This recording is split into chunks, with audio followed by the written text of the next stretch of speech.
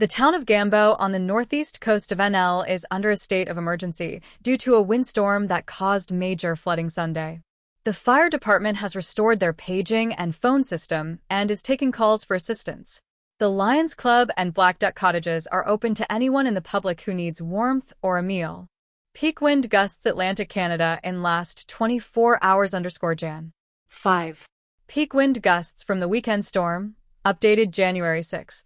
Keith Peckford, fire chief in Gambo, said areas around the coastline were evacuated Sunday and several entrances to the town were closed for safety. In an interview with CBC Radio's Newfoundland Morning Monday, Peckford said the water level at one house was so high that when he backed his firetruck to the top step of the residence and opened the door, the water reached the floorboard of the truck. "We had to get them in the truck to get them out of their house and get them on dry land," Peckford said. Paddling to safety. When Wanda Pierce stepped outside her home Sunday morning, she said there was nothing but water. She and her husband scrambled to shut off the power to their house before they fled, but by the time Pierce's husband got to the car, she said, the water was too high to get out.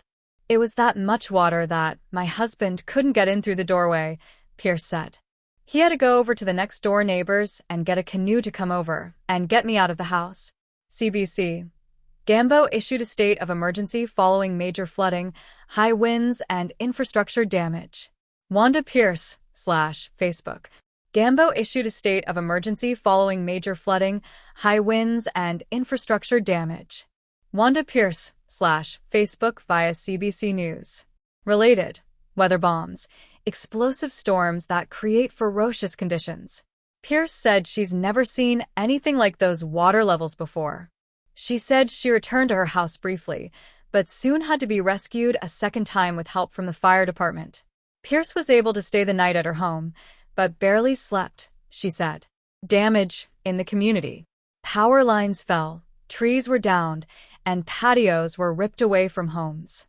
Water levels were in and out for a while, said Peckford, until it calmed down in the afternoon.